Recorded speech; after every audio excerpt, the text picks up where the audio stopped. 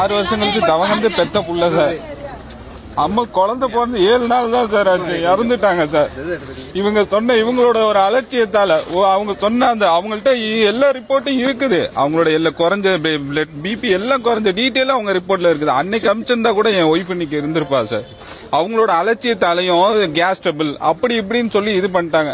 இன்னைக்கு என் ஒய்ஃப் என்கிட்ட இல்ல, அவங்க பெத்த குழந்தைய கையில கூட தூக்கல சார். இன்னும் முகத்தை பார்க்காம எவ்வளவு அவ்வளவுப்பா, அவ்வளவு வலி சார். அவங்க நேத்து அலட்சியமா பதில் சொல்றாங்க, அது ஒரு இதா இருக்கும் அப்படின்ட்டு. எப்படி சார் இருக்கும்? ஏன் சார் ஒரு குடல்ல அது ஏதாவது கட்டி இடிச்சு கிழிச்சிருக்கோம் அப்படின்னு அசால்ட்டா பதில் சொல்றாங்க. எப்படி சார் வரும்?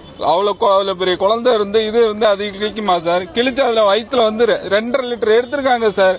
வெறும் மலமும் ரத்தமும் கலந்து சிசேரியன் பண்ணி அவங்க வயிற்று கிழிச்சு எடுத்து வயிற்ற ஃபுல்லா கிளீன் பண்ணி காமிச்சு இது பண்ணாங்க.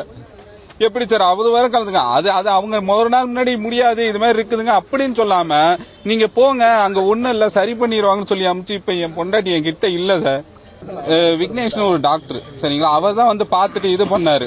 சொல்றப்ப என்ன சொன்னாரு, நீங்க மதியமா மாத்திக்கங்க அப்படின்னாரு. அதுக்காக நான் சரி ஓகே சார் நான் மதியம் இது பண்றேன் முடியலன்றீங்க. அப்ப என்னோட மைண்ட் என் ஒய்ஃப் பொழைக்கணும் அப்படின்றதுல நான் பண்ணேன். உடனே கீழே வந்து 10 நிமிஷம் கூட இல்ல, அடுத்து பிளட் ரூபா பார்த்துட்டு ரொம்ப சிவியரா இருக்கிறத பார்த்துட்டு நீங்க உடனே கேஎம்சி கூட்டு போங்க, அவங்க முடியாம மூச்சு தானே இருக்கு, இங்க வெண்டிலேட்டர் இல்ல எதுவும் இல்ல. நான் என்ன பண்ணேன், எதுவும் இல்லாம எதுக்கு இவ்வளவு பெரிய ஆஸ்பத்திரி? கடைசி நொடிகளையும் பணம் கட்டின பிறகுதான் இங்க இருந்து அமுச்சு விட்டாங்க. பணம் கட்டினேன் சார்.